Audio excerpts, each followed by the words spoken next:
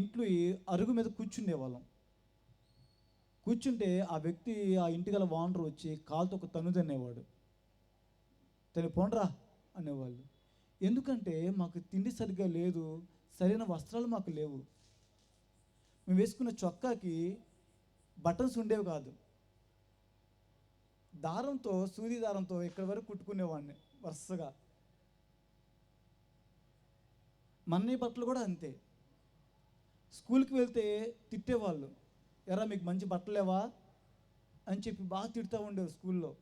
ఆ రోజుల్లో ఎన్టీ రామారావు గారు బట్టలు ఇచ్చారు. ఆ రోజు ఆ స్కూల్ బట్టలు, స్కూల్కి వెళ్ళిన ఆ బట్టలే, ఇంటికాడ ఉన్న ఆ బట్టలే. మేనమామలు వస్తే మావయ్య బట్టలు కొంటారా అని అడిగేవాళ్ళు. కొంటాం లేరా అని చెప్పి వెళ్ళిపోయేవాళ్ళు వాళ్ళు. చాలా కఠినమైన పేదరికం. ఇరుగు పొరుగు వాళ్ళు కాకి పిల్లల్ని పొడిస్తే ఎలా పొడుస్తాయి, వేరే పక్షులు కాకి పిల్లల్ని ఎలా పొడుస్తాయి, అలా పొడిచేవాళ్ళు మమ్మల్ని. ఎందుకంటే మేము అక్కడి నుంచి వెళ్ళిపోతే ఆ ఇల్లు అమ్మేస్తే వాళ్ళు కొనుక్కుందామని వాళ్ళ ప్లాన్లో వాళ్ళు ఉండేవాళ్ళని. ఇంకెవరు లేరు. మా అక్క వాళ్ళందరూ పెళ్ళిళ్ళు అయిపోయారు, వాళ్ళందరూ దూరం వెళ్ళిపోయారు. నాన్న ఉన్నప్పుడే పెళ్ళిళ్ళు అయిపోయారు, వాళ్ళందరూ దూరం వెళ్ళిపోయారు. ఆఖరికి చిన్నపిల్లలు, బాగా చిన్నవాళ్ళం.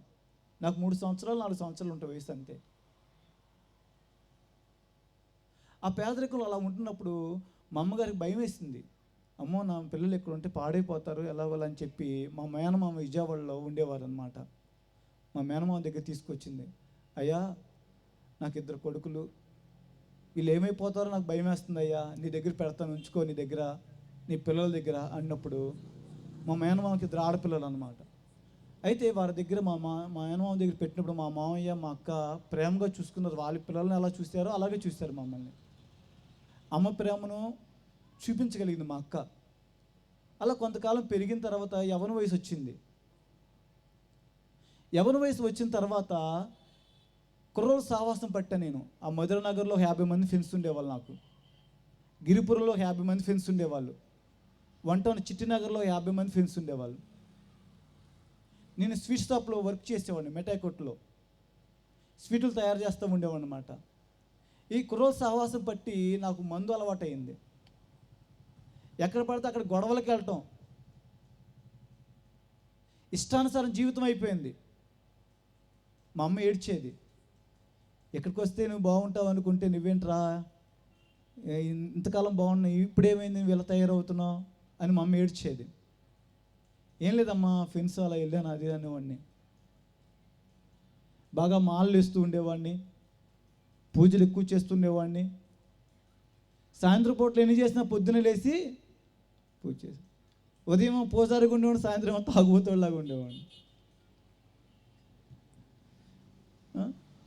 ఇలా ఉన్నప్పుడు ఏం జరిగిందంటే, మేము ఉయ్యూరులో ఉన్నప్పుడు కొంత కష్టపడ్డాం. చదువు మానేసాం నేను అన్నయ్య. ఆ రోజులు తినడానికి కష్టం కాబట్టి చదువు మానేసి పనులకి వెళ్ళి కష్టపడి డబ్బులు బావ దగ్గర దాచాం. 3వ బావ దగ్గర డబ్బులు దాచాం, 1 లక్ష రూపాయల వరకు ఆ రోజుల్లోనే. విజయవాడ వచ్చిన తర్వాత మా బావ డబ్బులు ఇస్తాడు, మా డబ్బులు మాకు అని చెప్పి అప్పు చేసి ఒక ఇల్లు కొన్నాం మధురనగర్ కొబ్బరి తోటలో. అప్పు తీర్చడానికి వడ్డీ కట్టడానికి కానీ అప్పు తీర్చడానికి డబ్బులు రావట్లే బావ దగ్గర నుంచి. బావ డబ్బులు వారంలో ఇస్తా అన్నావు అంటే రేపు నెలలో ఇస్తాలే అన్నాడు. అలాగ 2 సంవత్సరాలు అయినాయి. వడ్డీకి చక్ర వడ్డీ పడతా ఉంది. ఆ టెన్షన్తో ఇంకా తాగుతూ ఉండేవాడు నేను. మా అన్నయ్యకి నాకు గొడవలు అవుతూ ఉండేవి. నువ్వు అలా తాగొస్తే, అలా తిరిగి నీ డబ్బులు అవ చేసుకొస్తే ఎవరు తిరుగుతారు అప్పులు, నువ్వు ఎంజాయ్ చేస్తున్నావు, నా పని ఏంటి, నేను అయిపోతున్నాను ఇక్కడ అని చెప్పి అన్నయ్య గొడవ పెట్టుకుంటూ ఉండేవాడు. ఇలా గొడవలు అవుతూ ఉండేవి. ఇంట్లో నాకు నెమ్మది లేకుండా ఉండేది. నేనేమో ఈ సమాధానం లేకపోవటం వల్ల నేను చచ్చిపోదాం అనే ఒక ఆలోచన వచ్చేది నాకు. ఇప్పుడు ఎటైనా వెళ్ళిపోయి చచ్చిపోదాం అని. అలా వెళ్ళిపోదాం అనుకున్న సమయంలో ఏం జరిగిందంటే, నేను కరుణా స్వీట్ షాప్ అని చెప్పి hotel sweet shop railway station దగ్గర ఉండేది, పూర్ణానందపేట. దాంట్లో పనిచేస్తున్నప్పుడు అక్కడ ఒక ఆయన కనబడ్డాడు నాకు, రమణయ్య గారు అని. అన్నయ్య దగ్గరికి వెళ్ళి, అన్నయ్య ఇలా నేను వేరే ఊరు వెళ్ళిపోతాను, ఎక్కడికి నేను దూరం వెళ్ళి చచ్చిపోదాం అనుకుంటున్నాను అన్నయ్య అంటే, ఆయన అన్నాడు, నాన్న నేను 6 సంవత్సరాల వయసులో ఇంట్లోంచి పారిపోయి వచ్చాను, 14 సంవత్సరాలు 15 సంవత్సరాలు ఇంటికి వెళ్ళేసరికి మా అమ్మగారు మా నాన్నగారు చనిపోయారు, నా జీవితం బజారు పాలైపోయింది, నువ్వు అలాంటి పిచ్చి పని చేయబాక అని చెప్పి ఒక 100 రూపాయలు ఇచ్చి సినిమా చూసి ఇంటికి వెళ్ళి అన్నాడు. 100 రూపాయలు చూసి చేతికిచ్చి ఏదైనా సినిమా చూడు, తర్వాత ఇంటికి వెళ్ళు, మనసు ప్రశాంతంగా ఉంటుంది అన్నాడు అనమాట. నాకు నెమ్మది లేదు అసలు. వెళ్ళిపోదాం ఇంట్లోంచి, ఎటు దూరం వెళ్ళి చచ్చిపోదాం, అదే మనసుకు ప్రేరేపణ వస్తూ ఉండేది బాగా. అప్పుడు మా అమ్మకు రోజు చెప్పా, అమ్మా ఎందుకో చచ్చిపోవాలనిపిస్తుందమ్మా, మనసు ఉండబుద్ధి కావట్లేదమ్మా అని మా అమ్మకు చెప్పినప్పుడు, అక్కడ దగ్గరలో ఒక పూజారి గారు ఉన్నారనమాట కొబ్బరి తోటలో. ఆయన దగ్గర తీసుకెళ్ళింది మా అమ్మ. తీసుకువెళ్ళినప్పుడు ఆయన ఒక 115 సార్లు అక్కడ శివాలయం గుడి ఒకటి ఉంది, దాని చుట్టూ తిరగమన్నాడు అన్నమాట. 115 సార్లు. అది నేను రోజు వెళ్ళి తిరుగుతూ ఉన్నా. ఒకరోజు ఆగిపోయా. మళ్ళీ తిరగాలి వెళ్ళి 120 సార్లు అన్నాడు. అలా ఒక 20 రోజులు తిరగమన్నాడు అన్నమాట దగ్గరగా. నాకేంటి అలా తిరుగుతా ఉన్నా కానీ ఆ మైండ్లో ఆ థాట్ పోవట్లా, చచ్చిపోవాలని మనసు మట్టుకి పోవట్లా.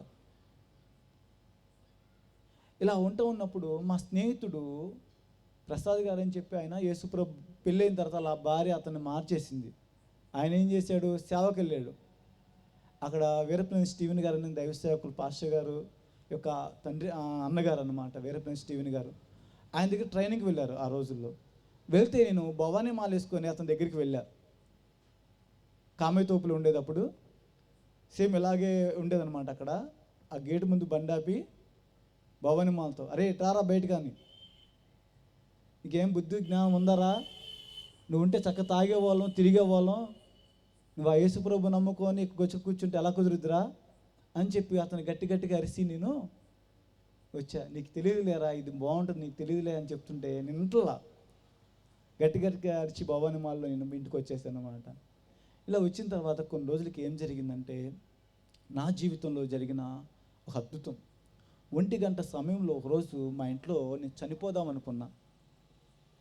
వంటగదిలో ఒక రాడ్ ఉంటుంది అనమాట, దానికి ఉరివేసుకొని చనిపోదామని నేను అనుకుని నిర్ణయం తీసుకున్నా. నా అలవాట్ల నుంచి విడిపించబడలేకపోతున్నాను, అప్పులు తీరట్లేదు, వడ్డీ మీద వడ్డీ పెరిగిపోతుంది, అప్పులు తీర్చలేము, పరువు పోద్ది సమాజంలో, ఎలాగా అని చెప్పి నా అంతలో చనిపోదామని చెప్పి ఉరేసుకున్న సమయంలో వెలుగులో యేసుప్రభు నాతో మాట్లాడారు.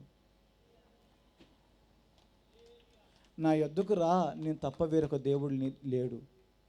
నాకు మొట్టమొదటిగా వెలుగులో వినబడిన మాట అదే, నా యొద్దకు రా, నేను తప్ప వేరొక దేవుడు లేడు. ఇదే మాటని విన్నాను తప్ప ఇంకేం తెలియదు నాకు. ఇదే మాట, నా యొద్దకు రా, నేను తప్పక వేరే దేవుడు లేడు, ఈ మాట తప్ప వేరే మాట వినపడలా. యేసు ప్రభు అని నాకు తెలియలా. అప్పుడు ఏం చేశానంటే ఆ ఉరేసుకోవడం ఆపేసి నా అంతా నేను ఏదో ఆలోచిస్తున్నా. ఏంటి ఆలోచిస్తుంటే, నా స్నేహితుడికి ఒక వ్యక్తి ఉన్నాడు, అతనికి పెళ్ళి అయిందనమాట. అతని భార్య ఆయన ఏం చేస్తుందంటే చర్చికి రా అని పిలుస్తుంది. వాడు తాగుతాడు, వాడు తిరుగుతాడు అనమాట. వాడేమన్నాడు, బామ్మర్ది మీ చెల్లి నన్ను ఇసుకిచ్చేస్తున్నారా, చర్చికి రమ్మని, నువ్వు రా అన్నాడు. నేను అన్నా, అరే అందరినీ హల్లెలూయా బ్యాచ్ అని ప్రతిరోజు మనం హేళన చేస్తున్నాం, చర్చికి వెళ్తే మన పరుగు పోద్దురా, నువ్వు భలేవాడురా బాబు, నువ్వు ఉన్న చోట ఉండవు, నువ్వు వెళ్తే నేను రాను అన్న. అరే ప్లీజ్ రా రారా అంటే, అరే అందరం తిడతా ఉన్నాం మనం, హల్లెలూయా బ్యాచ్ అని హేళన చేస్తున్నాం ప్రతిరోజు మనం, చర్చికి వెళ్తే మన పరుగు పోద్దురా, నీ భార్య మాటిని నా పరుగు తీబాకరా బాబు, నేను రాను అని చెప్పి ఆగిపోయానమాట. అతడు ఎంతో బలవంతం చేశాడు. ఆ రోజు నేను చర్చికి ముఖానికి గుడ్డ కట్టుకుని, వాడు బలవంతం నేను లోబడి వెళ్ళాను అనమాట, మొహానికి కచ్చిప్ కట్టుకుని. ఎందుకని హల్లెలూయా బ్యాచ్ అన్న వాళ్ళందరూ అక్కడ ఎదుర్కొన్నారు. మొహానికి కచ్చిప్ కట్టుకొని అలా తలకాయ కిందకు వంచి ఉన్నా. అది వర్గీస్ గారి చర్చి, పాస్టర్ పీటీ వర్గీస్ గారి చర్చి అనమాట, అది భానునగర్లో ఉంటుంది. అలా తలకాయ దించుకొని అలాగే ఉన్నా. ఆయన ఏదో భాషలు మాట్లాడుతూ అన్ని భాషలు ఆరాధన చేస్తూ ఉన్నారు పాస్టర్ గారు. మనకేం తెలుసు ఆ భాషలు, ఏమీ తెలియదు. ఆ రోజు కొత్త కదా, తాగడం తిరగడం అరవడం తప్ప మనకేం తెలియదు కదా. ఆయన ఏంటో గట్టిగా అరుతున్నాడు. ఎంత తొందరగా అయిపోద్ది, వెళ్ళిపోదాం అంటున్నా. అలా ఆవిడ వెనకని చూసి ఎట్టా అంటుంది, ఆయన అరే వెళ్ళబాక ఉండు అని చెప్తున్నాడు. సరే అలా ఉన్నా.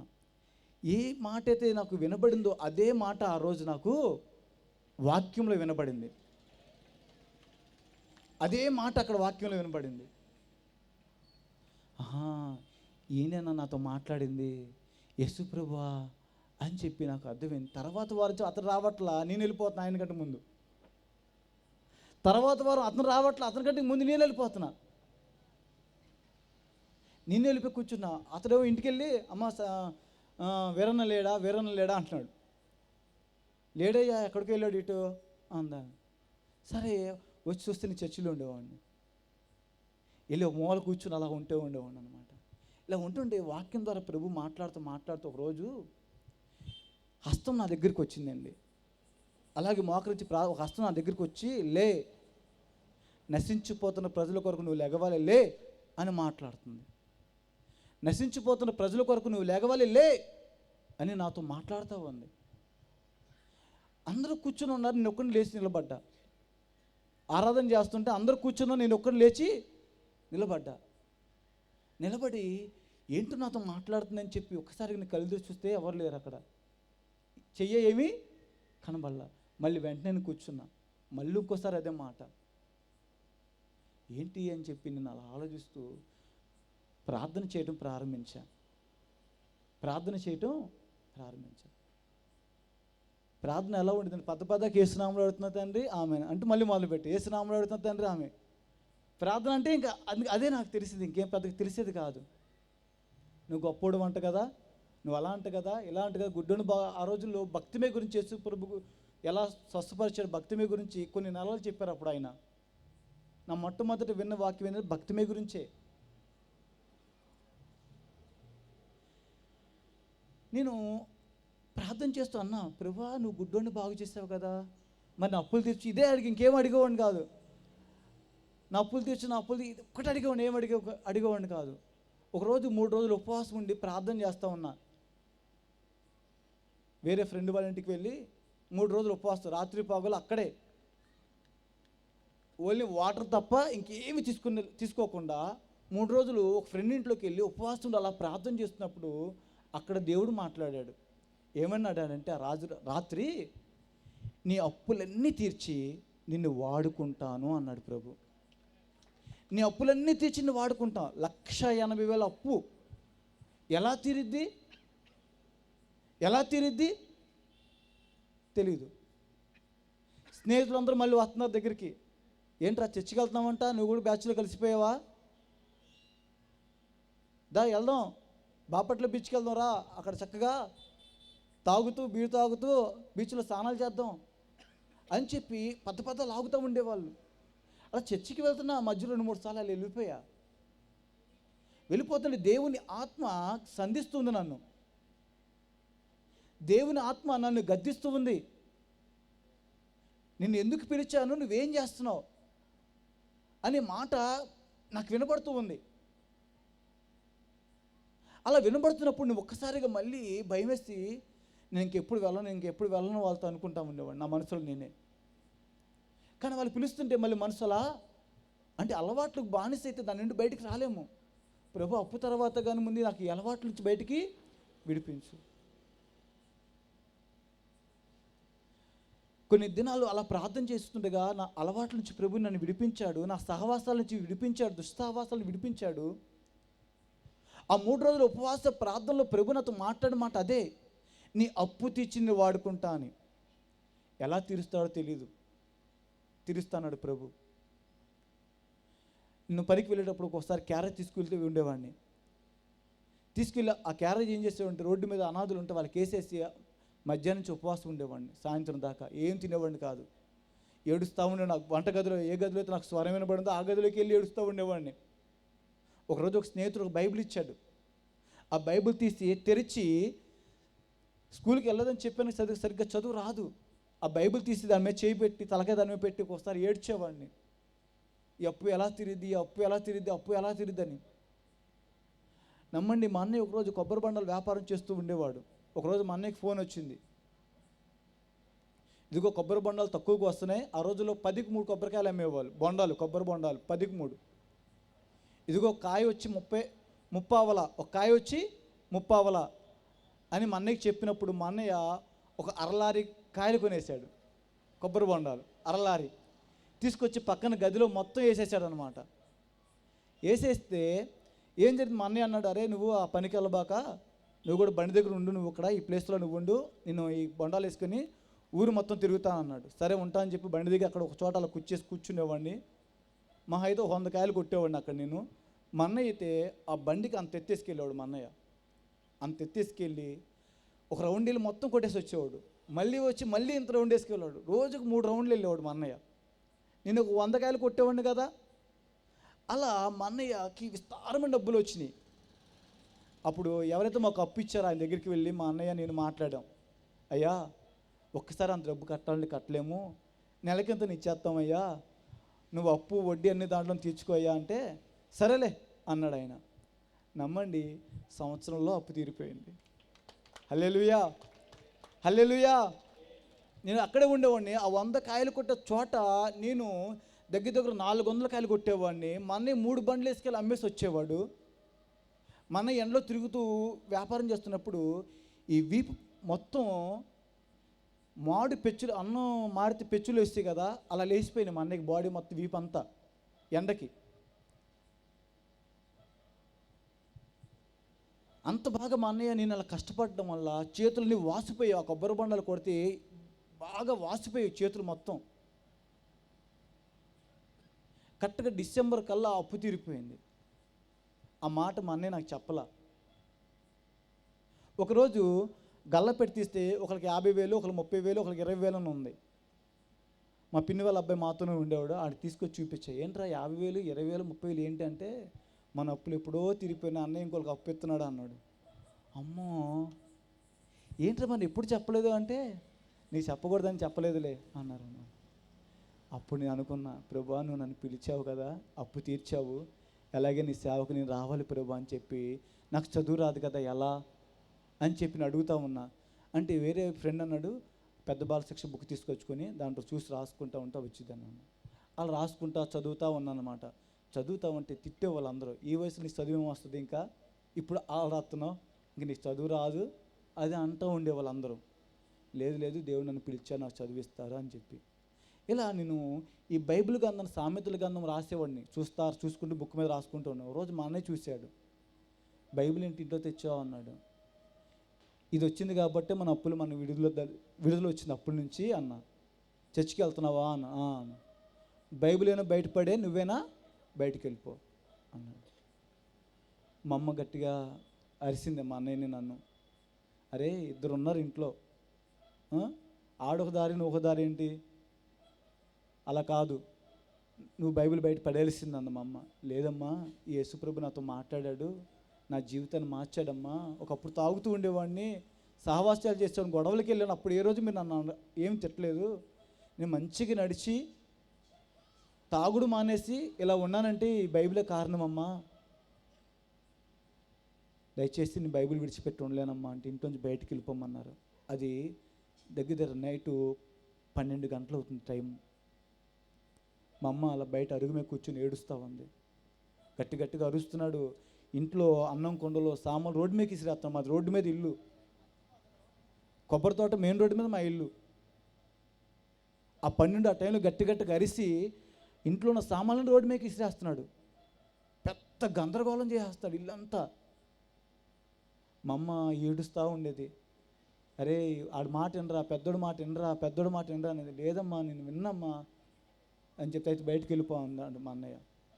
సరే అని చెప్పి అలా బైబిల్ పట్టుకుని నమ్మండి అలా బయటకు వచ్చేసాను. అలా బయటకు వచ్చి ఒక చెట్టు కింద కూర్చున్నాను. అలాగే కూర్చుంటే మా అమ్మ అంది, ఏడ్చింది మా అమ్మ, అరే తమ్ముడు నైట్ పూట ఎక్కడికి వెళ్ళిపోతాడు రా, పొద్దున్న వెళ్ళిపోతాడులే, వాడిని పిలు, ఈరోజు రాత్రి ఉంటాడు ఇంట్లో అంటే, ఈరోజు రాత్రి పొద్దున ఉంటాకి వెళ్ళలేదని. పొద్దున్నే లేచి బైబిల్ పట్టుకొని బయటకు వెళ్ళాను అన్నమాట. బయటకు వెళ్ళిన తర్వాత ఎక్కడికి వెళ్దాం అని ఆలోచిస్తున్నప్పుడు ఉయ్యూరే వెళ్దాం, ఉయ్యూరులో మా అక్కలు ఉన్నారుగా, అక్కడికి వెళ్దాం అని చెప్పి అక్క దగ్గరికి వెళ్ళా. అక్క దగ్గరికి వెళ్తే 2 రోజులు బాగానే చూశారు. 2 రోజులు బాగా చూశారు. మా బావ దగ్గరికి వచ్చారే, చిన్నోడా నువ్వంటే చాలా ఇష్టం, కానీ యేసుప్రభు నమ్ముకోవడానికి పెద్ద ఇష్టమేమి లేదురా, నువ్వు బైబిల్ విడిచిపెడితే నువ్వు బైబిల్ విడిచిపెడితే మా ఇంట్లో ఉండు, లేకపోతే వద్దు అని. మళ్ళీ బయటకు వచ్చేసి అక్కడి నుంచి వచ్చినప్పుడు నా స్నేహితుడు చెప్పినప్పుడు దైవ సేవకులు వీరపనేని స్టీవెన్ గారి దగ్గర బైబిల్ కాలేజీలో నన్ను జాయిన్ చేశారు. అప్పుడు చదువొచ్చా అన్నారు. రాదండి అన్నా. మరి ఏం చేస్తావు, నోట్స్ రాసుకోవాలి, అన్నీ చేయాలి, ఏం చేస్తావు ఇక్కడ అంటే వింటానండి బాగా అన్న. వింటే కాదు, నోట్స్ కూడా రాసుకోవాలన్న. సరే రాసుకుంటానండి అన్న. సరే వెళ్ళి కూర్చోపెట్టారు, రాస్తా చదువుతూ ఉన్నానన్నమాట. అలా ఆ దైవ సేవకులు ఎంతో ప్రేమతో నాకు అవకాశం ఇచ్చి 2 సంవత్సరాలు చదువుకోవటానికి ఎంతో సహాయం చేశారు. 2 సంవత్సరాలు అక్కడ చదువుకున్న తర్వాత మా అమ్మగారికి ఒక రోజు తెలిసింది పలానా చోట నేను ఉన్నానని. వచ్చింది మా అమ్మ, ఒక గంప నిండా యాప్లికలు తీసుకుని వచ్చింది బైబిల్ కాలేజీకి. అమ్మో నా కొడుకు ఇక్కడ ఉన్నాడని తెలిసిందయ్యా, అయ్యా అయ్యా అని చెప్పి గంప నిండా యాప్లికలు తీసుకొచ్చింది బైబిల్ కాలేజీకి. బైబిల్ కాలేజీలో అందరికి పంచింది. అయ్యా నువ్వు ఇక్కడున్న చాలా సంతోషం అని చెప్పి వెళ్ళిపోయింది. మళ్ళీ మా అమ్మ బైబిల్ ట్రైనింగ్ అయిన తర్వాత మొట్టమొదటిసారిగా ఇంటికి వెళ్ళాను అనమాట. వచ్చావా అన్నారు. వచ్చాను అన్నా. సరే ఇంట్లోకి అన్నారు. వెళ్ళాను, కూర్చున్న కొన్ని రోజులు ఉన్నాను. తర్వాత మళ్ళీ వచ్చింది, వాడు దూరింది మళ్ళీ మా అన్నయ్యలో.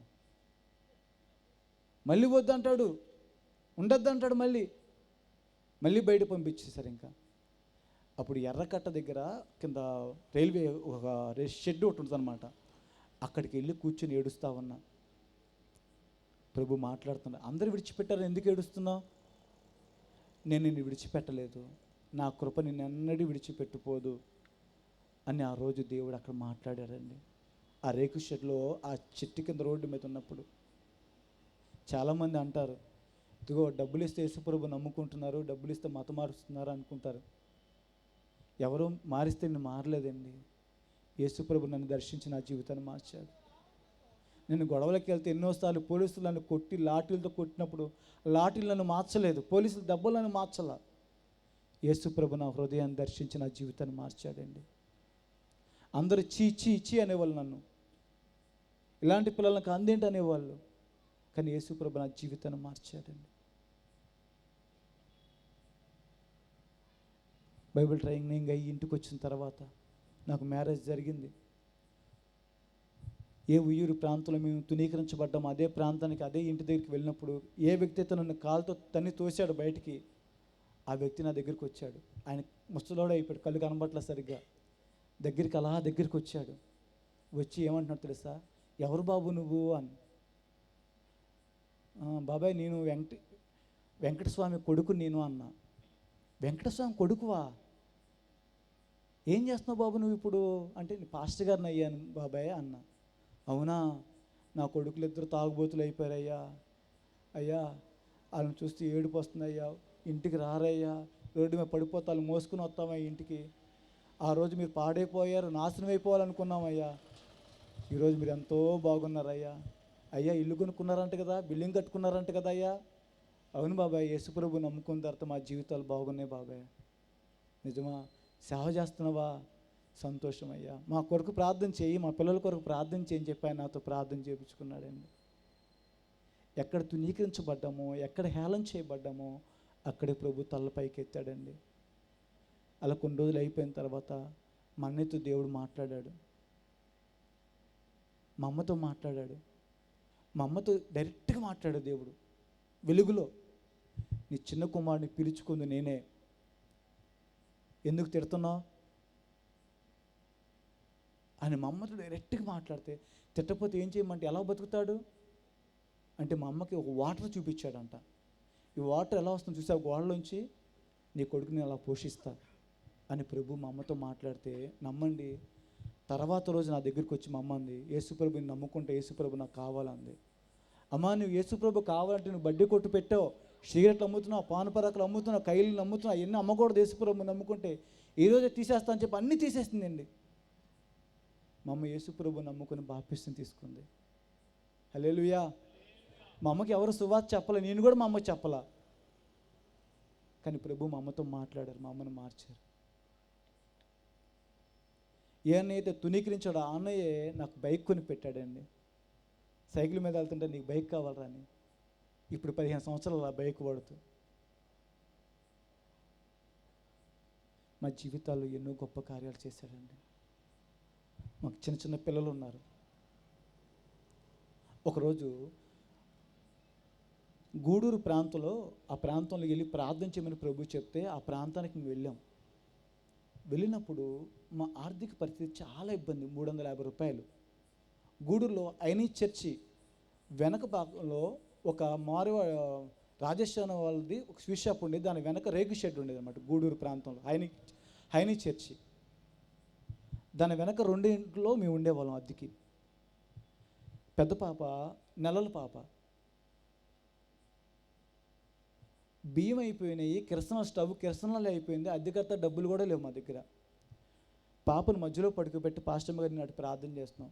ప్రభా, నేను నమ్ముకొని బయటకు వచ్చాము, తల్లిదండ్రులకి చేయి చాపకూడదు, నువ్వు మాకు సహాయం చేయి ప్రభా, అద్దె ఎలా కట్టాలి, రేపు మేము ఎలా తినాలి ప్రభా అని మేము అడుగుతున్న ప్రార్థన చేస్తుంటే ఐనీ చర్చిలో ఒక మామగారు ఉంటారు, యేసుపాదం గారి యొక్క తాలూకు వాళ్ళు, అక్కగారు అనుకుంటా,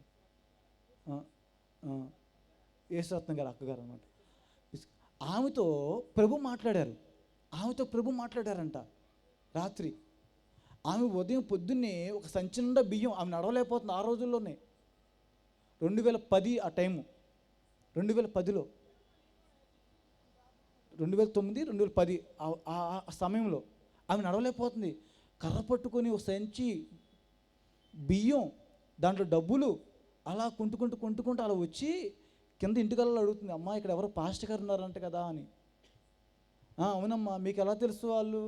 లేదమ్మా ఒకసారి పిలువమ్మా అంటే ఆమె పిలిచింది. గబాబు కిందకి వెళ్ళాము, మెట్లు ఎక్కలేదు అసలు, అక్కడ నిలబడి ఉండిపోయింది అలాగే. అమ్మ ఏంటమ్మా అంటే, అయ్యా దేవుడు రాత్రి మాట్లాడారే ప్రభు నాతో, ఇదిగో ఈ బియ్యము ఈ డబ్బులు మీకు ఇమ్మన్నాడయ్యా అని చెప్పి ఆమె ఇచ్చింది. హల్లెలూయా, హల్లెలూయా. అప్పుడు మాకు అర్థమైంది, నిజంగా దేవుడు మనల్ని పిలిచాడు సేవకి అని. ఇంకా నిశ్చిత పెరిగింది. అమ్మో, మన కోసం ప్రభు మాట్లాడా అంటే ఇప్పుడు చాలా తేలిగ్గా చెప్పగలుగుతున్నాం, కానీ ఆ రోజు కన్నీరు మాకు ఆగలా. అసలు మేము ఎవరం? అసలు మా నిమిత్తం ఆమెతో మాట్లాడడం ఏంటి ప్రభు? నమ్మండి, అది మొదలుకొని ఎన్నోసార్లు దేవుడు ఆశ్చర్యకార్యాలు చేశాడండి. ఒకరోజు పిల్లలకు 10,000 ఫీజు కట్టాలి ఇక్కడ సెయింట్ జోసెఫ్ స్కూల్లో కంట్రీకులో. ఆమె పిలిచి అడిగింది, తెచ్చాం పాస్టర్ గారండి 10,000 ఫీజు కట్టాలి, ఇంకా కట్టలే, టైం అయిపోతుంది, 10 రోజులు కట్టేసేయండి అంది. అలా కడతానమ్మా అన్న. ఆదివారం ఆరాధన జరుగుతుంది. ఆ రోజు ఒక మామగారు వచ్చారు దగ్గరికి, అయ్యా అని చెప్పి కానుకిస్తుంది 500. ప్రార్థన చేస్తుంటే ప్రభు మాట్లాడుతున్నాడు, 500 తీసుకోబాక ఆమెకి ఇచ్చేసామంటున్నాడు ప్రభు. సరే నేను ప్రార్థన చేసి తిరిగి మామ చేతులు పెట్టా, కృపమ్మ ఈ డబ్బులు ఉంచుకో, ప్రభు నీకే ఇచ్చేయమన్నారని. అది వద్దు బాబు అంటుంది ఆమె.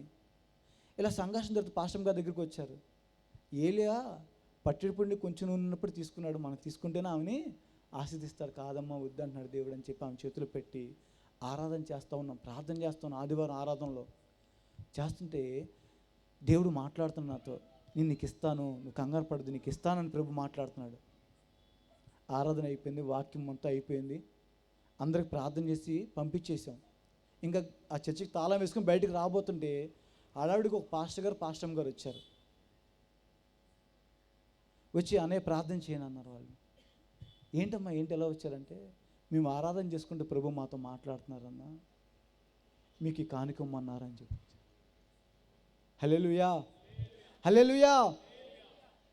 కనీసం వాళ్ళ ఫోన్ నెంబర్ కూడా నా దగ్గర లేదు, నా పేరు కూడా వాళ్ళకి పూర్తిగా తెలియదు. ఇంటికి వెళ్ళి చూస్తే 5,000 రూపాయలు కానుక. వాళ్ళు చెప్పిన డేట్ కంటే ముందే వెళ్ళి కట్టేయడానికి దేవుడు సహాయం చేశాడు. ఇలా చెప్పుకుంటూ పోతే ఎన్నో కార్యాలండి. ఏ అన్నయ్య ఇంట్లో తోసేస్తాడు, అదే అన్నయ్య బైక్ కొన్నాడు, అంత మాత్రం వాళ్ళ ఇంట్లో ఏ సమస్య వచ్చా ముందు నాకు ఫోన్ చేస్తా, అర్జెంటుగా వచ్చేసేయాలి, ఎక్కడున్నా ఉంటాడు, బయట ఉన్నా అంటే త్వరగా, ఎంత త్వరగా అవుతాను త్వరగా వచ్చా అన్నాడు. ఏంటంటే ప్రార్థన చేయండి, చేతులు కట్టుకుంటాడు. యేసు ప్రభు అంటే ఇంకా కొంచెం నమ్మకం కలుగుతుంది మా అన్నయ్యకి.